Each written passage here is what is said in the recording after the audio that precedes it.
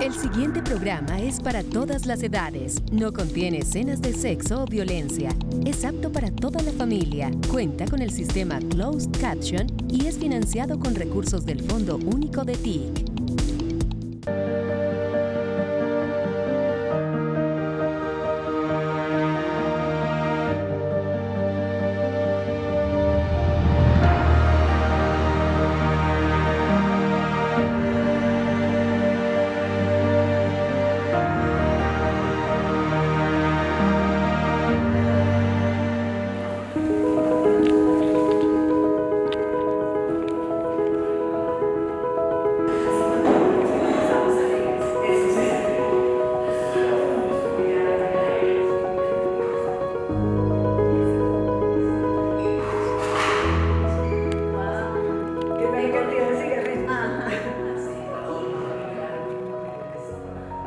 Si nuestro capítulo de hoy tuviera un título, sería 6.402 razones para no olvidar. Jacqueline Castillo. Ella es hermana de Jaime Castillo, asesinado extrajudicialmente. Jacqueline, gracias por estar con nosotros. Muchas gracias por el espacio para nosotros. 6.402 razones para no olvidar. ¿Ese nombre es de ustedes, de la asociación? Por suerte, este nombre lo bautizó el presidente el año pasado, en marzo, cuando tuvimos el primer encuentro en Soacha.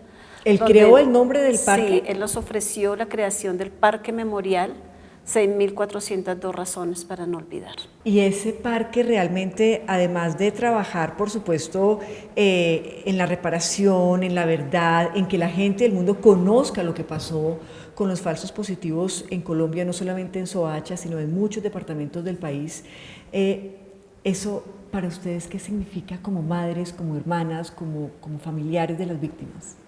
Siento que para nosotras es un gran logro llegar a este punto donde en muchas partes tocamos puertas para poder crear un monumento en memoria de las víctimas, y solamente en este gobierno de cambio logramos ese espacio donde se van a dignificar la memoria de las víctimas, no solamente los casos de Soacha y Bogotá, sino en memoria de todos los casos que sucedieron en Colombia. ¿Cuánto tiempo de verdad llevaban ustedes luchando por un lugar así? Nosotros llevamos 16 años en esta lucha y en varias ocasiones solicitábamos tener ese espacio para dignificar la memoria de las víctimas, que de hecho en alguna oportunidad, como no se lograba tener un espacio, las madres deciden tatuar los rostros de sus hijos en su propia piel, como un monumento, porque allí en ese espacio nadie nos lo iba a prohibir y nadie nos lo iba a borrar. ¿Y usted también tiene tatuado el nombre de su hermano? Desafortunadamente, pues he sido la que he estado más como en el movimiento de trámites, tal vez el estrés, la angustia, el corre-corre, terminé en urgencias ese día, pero mi hermana se tatuó el nombre de mi hermano. ¿Y usted tiene también la idea de hacerlo? Yo creo que ya no. ¿Por qué? No, yo siento como que no es algo tampoco muy bueno para la salud, para el cuerpo. Bueno, usted es enfermera de profesión, entonces tiene todas las, digamos que justificaciones para hacerlo o no. Sin embargo, su lucha sí ha estado tatuada en la piel, la lucha porque se conozca la verdad de su hermano, porque se conozca la verdad frente al asesinato de Jaime. Cuéntenos cómo ocurrió realmente este doloroso momento para su familia y quién era Jaime. Mi hermanito Jaime ocupaba el 6º lugar de los 7 hermanos. Nosotros ya no teníamos papá y mamá. Mis padres fueron desplazados de sus tierras, llegaron aquí a Bogotá con los 2 hijos mayores y aquí hubo 5 hijos más. Pero fue un hogar muy humilde, de muy escasos recursos. Vivíamos en un ranchito, en un lote donde ellos lograron adquirir. Pero en medio de la humildad vivimos felices nuestra infancia. Desafortunadamente él no tuvo hogar, no tuvo hijos, por suerte, y deambulaba entre los hermanos. Después de que mi mamá falleció, como que todos empezamos a organizarnos, a tener pues nuestros propios caminos, pero mi hermano Jaime nunca desapareció de nuestros caminos. A pesar de sus condiciones, de su situación, él era muy cariñoso con sus sobrinos, le encantaba mucho la salsa y era muy alegre. ¿Por qué nunca se casó Jaime? Las circunstancias tal vez de la vida. Él fue una persona como muy inestable, como que no... ¿A qué se dedicaba? ¿Él qué hacía? Pues por las mismas condiciones económicas de la familia, mis hermanos nunca lograron terminar ni siquiera la secundaria. Yo logré terminar mis estudios porque los fines de semana, después del colegio, trabajaba en almacenes de cadena y por mis propios medios logré pagar mis estudios y salir adelante. Y pues fui la persona que siempre como que les ayudé a ellos, pero pues él se quedó sin estudio, sin un trabajo digno. Y trabajaban en un semáforo en el sector de la Floresta, limpiando los vidrios de los carros o vendía dulces allí. Y ahí fue donde desapareció. ¿Usted se acuerda quizás cómo fue esa última vez que usted vio a Jaime? La última vez que me vi con Jaime, él acostumbraba a llegarme como a la hora que yo salía para mi trabajo, 5 de la mañana. Me sorprendió verlo afuera esperándome, me acompañó a coger el bus, me abrazó, me dijo que me quería mucho, que algún día me iba a pagar todo lo que yo hacía por él, pero nunca me imaginé que fuera de esta manera. ¿Eso fue exactamente qué fecha? No recuerdo la fecha exacta, pero fue en ese mismo año 2008 cuando él desapareció. ¿Pero en agosto o de pronto meses antes? Yo creo que unos mesecitos antes porque pues recién le había mandado tomar unas fotos que él quería vincularse a alguna fundación. ¿Por qué a una fundación? Porque desafortunadamente tenía problemas de adicción y él quería como que ya tener una vida más tranquila. Pues se desbordó también su situación a raíz de la muerte de mi mamá y bueno, pues pienso que aún con todas estas situaciones no había ningún derecho para que miembros del ejército les hubieran cegado la vida a miles de civiles en Colombia como lo hicieron. Entonces, esa madrugada usted se ve con Jaime, tienen esta conversación, usted se va y ¿en qué momento empieza Jacqueline a entender que su hermano no aparecía, que no era usual, pese a que pues tuviera una vida aparte, pese a que seguramente tuviera unas condiciones distintas a la suya de su familia, él no se desaparecía por tanto tiempo? No, ¿En qué jamás. momento empezó usted a sentir que algo estaba pasando? Coincidió porque en ese mes de agosto cumplía yo mi tiempo de trabajo y tenía mis vacaciones para ese tiempo en agosto. Y normalmente coordinaba algún espacio para reunirme con todos mis hermanos y compartir un almuerzo, compartir un rato. ¿Y él siempre estaba ahí? Y siempre estaba allí. Entonces cuando yo les dije a mis hermanas que pues para que organizáramos y nos encontráramos, una de ellas me dijo que no había vuelto a ver a Jaime, que llevaba un par de 3, 4 días que no sabía nada de Jaime. Yo sentí que algo había pasado porque él nunca, a pesar de sus condiciones, nunca se desaparecía del radar de los hermanos. Y ahí empezó mi búsqueda, porque sentí que algo grave había pasado con Jaime. En ese momento en el que usted se da cuenta que su hermano no está y tiene esa corazonada que decimos las mujeres, que algo malo le había pasado a él, ¿en algún momento relacionó lo que ya se estaba viendo en noticias de desapariciones de jóvenes en Soacha y en otros territorios del país con lo que le había ocurrido a su hermano? En realidad nunca me imaginé que Jaime estaría formando parte de este acto tan macabro que se vivía en Colombia, porque cuando empecé a buscarlo vi la noticia de las madres de Soacha y pues mi hermano tenía 42 años. La gran mayoría de los jóvenes de Soacha no oscilaban entre 23 y 32 años máximo. Y nosotros no somos de Soacha, el caso fue aquí en Bogotá, entonces como que nada me hacía pensar en ese momento. Sin embargo, en esas madres que vi en esas noticias vi el dolor reflejado que hubiese podido sentir mi madre si hubiese estado viva. Pero luego por sugerencia la investigadora del CTI me dijo busquen entre los que encontraron en Ocaña, porque por la fecha en que Jaime desapareció coincidía con todo lo que había sucedido con los jóvenes de Soacha que habían aparecido en Ocaña y de esta manera fue que encontré a Jaime. Jaime tenía un tatuaje. Jaime tenía en el brazo, nombre de su mamá. En el brazo izquierdo tenía el nombre de mi mamá Carmen. Y cuando usted viaja, además qué viaje tan doloroso, Bogotá, Ocaña, para ir a reconocer el cuerpo de su hermano, usted ve que ahí está su hermano. En realidad fue un camino bastante doloroso y triste, viajamos de noche, son 16 horas en carretera.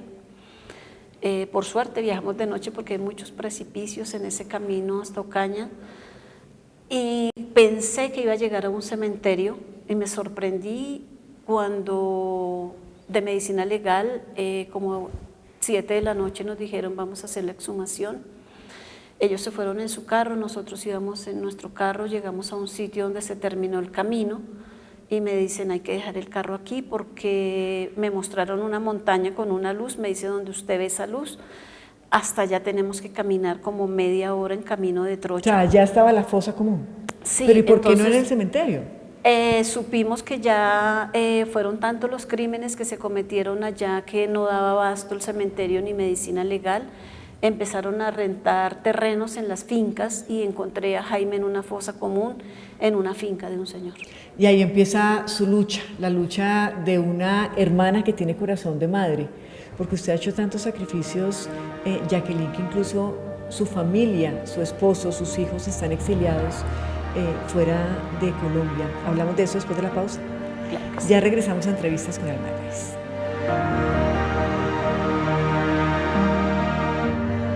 En Colombia, 13 millones de personas nunca han tenido agua potable y en municipios como Tumaco les ponen el agua solo 2 veces al mes. Con el programa Agua es Vida, vamos a los territorios marginados y excluidos y buscamos con la comunidad fuentes de agua para entregarles sistemas de recolección, almacenamiento, potabilización y distribución. Eso es igualdad. Ministerio de Igualdad y Equidad. Comisión de Regulación de Comunicaciones.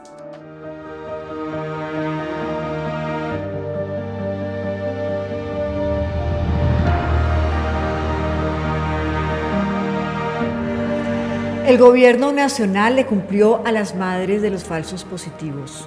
Mafapo les entregó un terreno para crear un parque memorial. 6.402 razones para no olvidar es el nombre, o será el nombre de este parque. Hoy conversando con Jacqueline Castillo, ella es hermana de Jaime Castillo, llevado de Bogotá y encontrado muerto en una finca en Ocaña en el año 2008. Jacqueline, ¿de dónde saca usted realmente fuerzas? Porque me genera mucha admiración. Yo también soy mamá. Dejar a un lado la familia y empezar esta lucha, porque usted básicamente dejó a un lado su familia, sus hijos, su esposo, por esta lucha, por encontrar la verdad de qué fue lo que le ocurrió a su hermano. En verdad siento que la gran fortaleza que he tenido de esta lucha de 16 años fue porque para mí fue muy doloroso saber que quienes están para cuidar la vida de los ciudadanos hayan sido quienes cegaron la vida a miles de civiles en Colombia. Y esto no se podía permitir que se quedara en el olvido. Vi la tristeza de estas madres que en su mayoría son gentes desplazadas de sus tierras, gente humilde, gente de escasos recursos, que estas mamitas no tuvieron una educación y pudiesen haberle dado 3 vueltas y se hubiera quedado este tema en el olvido. Esto me motivó a esta lucha que me ha causado también mucho malestar, obviamente, en mi familia, porque ellos me decían que estaba exponiendo la vida de ellos y mi vida, lógicamente, por esta lucha. No era fácil enfrentar una demanda contra el Estado, pero teníamos que limpiar el nombre de nuestros familiares y demostrar que sí habían sido unos crímenes de Estado. Incluso este gobierno se ha caracterizado por defender los derechos humanos y por reconocer realmente los errores del Estado hablándolo históricamente. Hace un tiempo veíamos incluso al presidente Gustavo Petro pedir perdón como Estado por crímenes, no solamente como los falsos positivos, incluso como masacres como la del Aro. Para ustedes, para las hermanas, para los hermanos, para los padres, ¿qué significa este perdón? Fue bastante significativo este acto de perdón, si bien hubiésemos anhelado que hubiese sido desde el mismo expresidente Álvaro Uribe, que no se dio, ni en el presidente Juan Manuel Santos tampoco, que de hecho nos rechazó la solicitud de haber venido a hablar con él. Y pues con el presidente Duque en realidad que no nos sentimos ni siquiera representadas en este gobierno de cambio. Hemos visto el cambio, hemos visto el apoyo desde el señor presidente el año pasado en marzo que nos encontramos con él. Se ha cumplido, esas promesas no han quedado solo palabras. Desde mismo junio del año pasado empezamos a trabajar con el Ministerio de Cultura en la creación de esa maqueta para el Parque Memorial y hasta aquí vamos firmes. Ayer recibimos oficialmente el predio donde se va a construir este Parque Memorial. Usted es una mujer luchadora, o sea, ahí donde la ven usted es una mujer guerrera, carga en su espalda no solamente su historia, sino la historia de muchas madres que también están viviendo y vivieron el dolor de perder a sus hijos. Pero confiésenos algo, ¿ha sentido en algún momento ganas de hacerse a un lado? ¿De dejar la lucha? Me he sentido cansada, agotada, he aprendido a conocer como la situación de cada mamita. Es muy complejo y muy difícil manejar gente, pero siento que mi profesión me ayudó a todo esto, que más allá de atender a un paciente con un dolor crónico, con alguna situación de salud, muchas veces me buscaron solamente para hablar conmigo, para que yo los escuchara. Y creo que pues es un don que vino conmigo, tal vez aprendí a conocer estas madres. Y me es da la empatía de las enfermeras. Sí, me da mucha nostalgia y mucha tristeza que la gran mayoría de mamitas son humildes. He ido a muchos territorios a conocer casos de mamitas en otros territorios que ellas dicen que se sienten solas, abandonadas, nosotros porque estamos en la ciudad, pero pues siento que el trabajo no ha sido solo por Soacha y Bogotá, es el respaldo a todas esas madres que les da temor hablar, que no sienten ese respaldo. Aquí estamos nosotras para seguir luchando por esa verdad. Pero además usted ha tenido la posibilidad de conocer historias incluso más duras y difíciles que la suya y que la de su hermano Jaime, ¿cómo cuáles? Muchas historias difíciles de tantos hechos victimizantes que tristemente hemos vivido en nuestro país, que de hecho han obligado a muchos colombianos a salir del país, que tuve la oportunidad de pasar por 9 países en Europa y ver las condiciones en que nuestros hermanos colombianos viven por allá, que tal vez la gente... Que han tenido que irse porque estaban por, aquí amenazados. Así es, pero viven en unas condiciones bastante tristes, saber que no pueden volver a su país, que tienen que apartarse de su familia, que se vive depresión, que mucha gente termina suicidándose. En realidad yo siento que tenemos un país hermoso, no cambiaría mi país por ningún país en el mundo, no lo cambiaría, a pesar de que vivimos con inseguridad, con miedos, pero es doloroso como viven nuestros hermanos en otros países. ¿Y usted actualmente sigue viviendo con miedo? ¿Usted ha estado amenazada también? Sí, hemos recibido bastantes amenazas a través de las redes, nos han llamado guerrilleras, nos hablan de que nosotros estamos sacando dinero al Estado. Esa cifra, ese 6.402, ha sido una burla porque eso no existe, que en ninguna parte es cierto, estamos dañando la imagen y el buen nombre del ejército, pero pues siento que nosotras hemos demostrado de una y mil maneras que nuestros familiares no eran guerrilleros. ¿Y usted siente que la justicia realmente, la JEP en este caso, se ha aportado al nivel que corresponde este tipo de atrocidades? ¿En qué va todas estas investigaciones de cara precisamente a que se haga justicia? En verdad teníamos muchas esperanzas en la JEP, aunque al comienzo nos opusimos porque esta Justicia Especial para la Paz, que fue creada en los acuerdos de paz, se creó para investigar crímenes de guerra. Nuestros familiares no eran ningunos guerrilleros ni pertenecían a ningún grupo armado. Sin embargo, estos casos llegaron a la Justicia Especial para la Paz. Reconocemos ese trabajo que hicieron cuando documentaron estas cifras en 1402, que con eso se demostró que había sido una práctica sistemática, pero luego, hace 2 años y medio, que tuvimos esas audiencias de reconocimiento público, donde militares en las 6 regiones que priorizó la JEP reconocieron públicamente que se habían llevado a los muchachos, los habían asesinado, los habían presentado como guerrilleros. Hay una imagen, y yo creo que ustedes también, seguramente cuando uno habla de los falsos positivos llega a su memoria, y es esa imagen de ustedes, las madres, específicamente de Soacha, con carteles que dicen ¿quién dio la orden? ¿No? Eso es muy significativo de ustedes. Jacqueline, todavía no hay respuesta después de más de 20 años de asesinatos. En verdad no hemos recibido una respuesta y vuelvo y repito, no ha habido verdad plena. Sabemos que esto no fue ordenado de bajos rangos ni rangos medios, esto venía de los altos mandos. Ellos no han sido llamados aún a la Justicia Especial para la Paz, no sabemos hasta cuándo llegaremos a los verdaderos responsables. Y esa fue una de nuestras preguntas desde un comienzo: ¿quién dio la orden de cometer todos estos crímenes? Cuando iniciamos esta campaña, que se hicieron los murales, que de hecho fuimos demandadas, donde el general Zapateiro nos trató incluso de víboras, porque estábamos dañando su imagen y mal nombre. Seguimos aquí en este pie de lucha de saber quién dio la orden de cometer todos estos crímenes. Es la historia de Jacqueline Castillo, de su hermano Jaime Castillo, aquí en Entrevistas con Alma de País. Hoy, a propósito de una gran noticia, una gran esperanza, y es poder tener este lugar físico que nos va a recordar para siempre que existieron unos jóvenes que fueron víctimas de asesinatos de manera sistemática desde el 2002 hasta el 2008. Una pausa y ya volvemos. Gracias al Gobierno del Cambio, la reforma pensional es una realidad. Con el apoyo del Congreso, hemos alcanzado una de las conquistas sociales más importantes de la historia del país.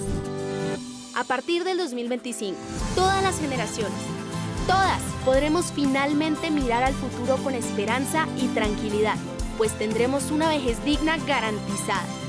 Una donde pensionarse es una realidad. Comisión de Regulación de Comunicaciones.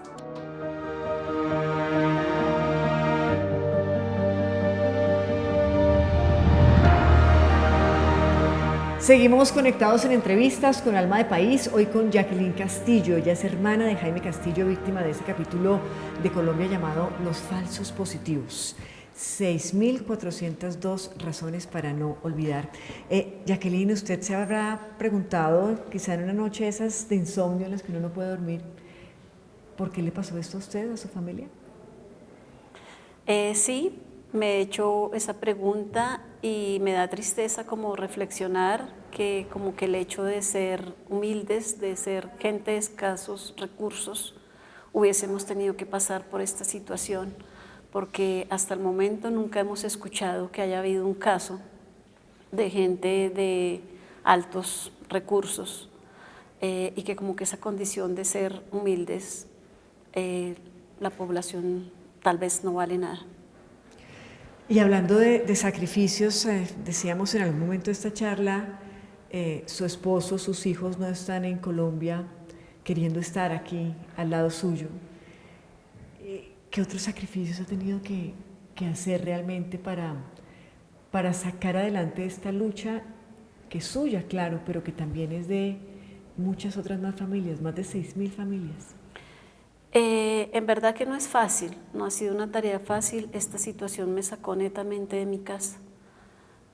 Yo casi no vivo ahora en la casa, permanezco mucho fuera.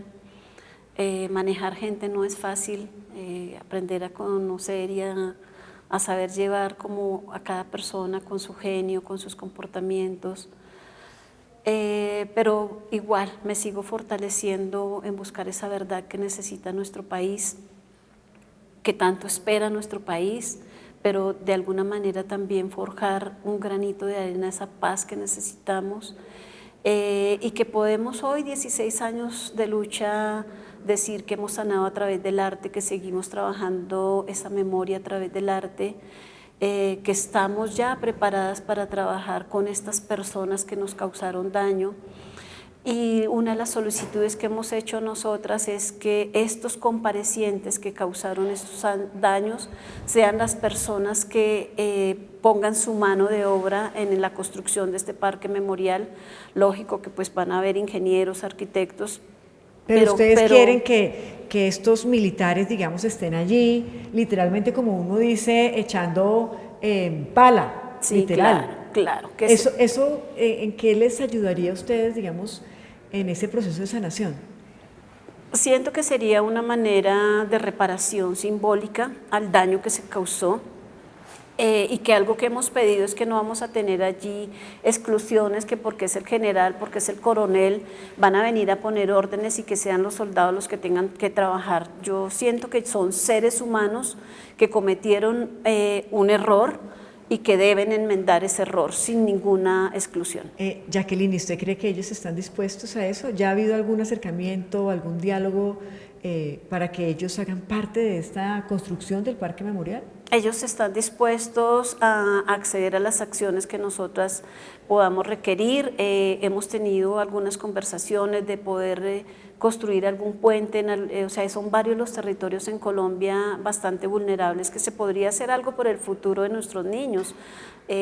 Construcción de un parque en sitios donde tienen que atravesar un río para ir a la escuela, de poder construir una escuela en sitios donde no hay escuelas. Hace poco estuve en Valledupar, en Río Vadillo, conociendo otra mamita víctima de estos hechos, donde ellas piden que se pueda como a dar alguna solución al puesto de salud que tienen, y son cosas así significantes que en realidad sentimos que es una reparación. Y que son simbólica. importantes para la comunidad, que realmente son, hacen parte de un cambio y de un aporte a ese desarrollo, ya sea de una comunidad, de un municipio.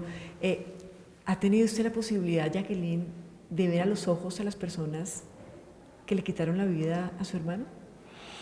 Sí.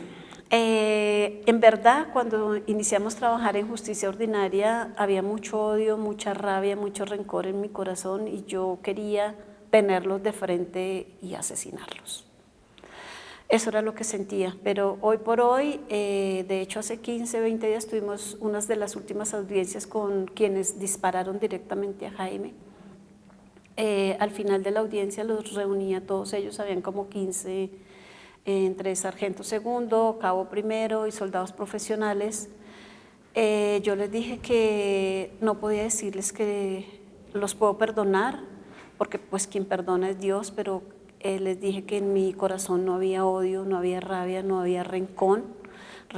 De hecho, uno de ellos me envió un mensaje con su abogada que si me podía dar un abrazo.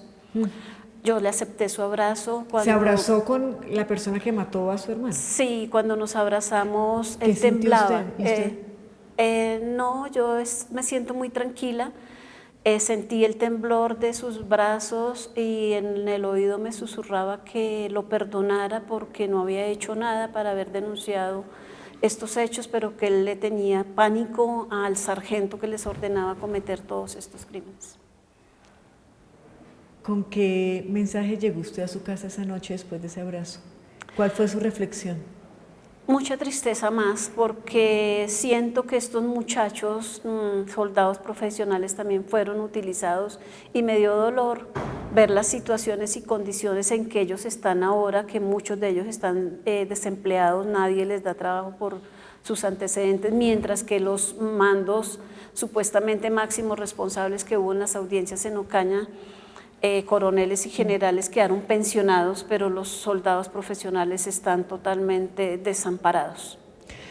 Bueno, ya para ir cerrando esta charla tan sentida, tan profunda, terminémosla con esperanza y quizá con una sonrisa, y es que no solamente estamos hablando del Parque Memorial que se va a construir en la ciudad de Bogotá, en el centro, a la vista de todos, sino que también la SAE les ha dado una casa para que ustedes, como madres de falsos positivos, tengan una sede para trabajar desde allí.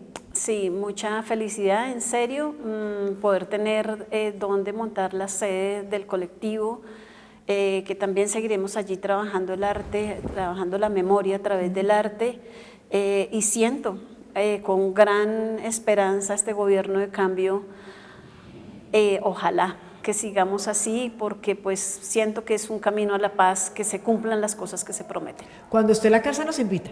Claro que sí, bienvenidos todos. Y no se nos vaya a cansar porque la necesitamos por todas esas mamás que quizá el dolor y el vacío de haber perdido a sus hijos no les permite ese espíritu de lucha que usted tiene, siga usted luchando por ellas. Claro, y finalmente el mensaje es que si bien no vamos a poder hacer un parque memorial en cada región, sí queremos hacer algo en memoria a las víctimas en las principales capitales donde sucedieron todos estos hechos. Que sigamos trabajando con las víctimas en las regiones y que ellas no se sientan solas. Aquí estamos para todos. Jacqueline, gracias por su relato, por volver a recorrer esos pasos que yo sé que son muy dolorosos para usted, contándonos la historia de Jaime, pero es que yo creo que son historias que hay que contar para que precisamente no se repitan, para que existan esas razones para no olvidar. Esta es su casa. Muchas gracias. A ustedes también mil gracias por habernos acompañado. Nos encontramos en una próxima oportunidad aquí en Entrevistas con Alma de País.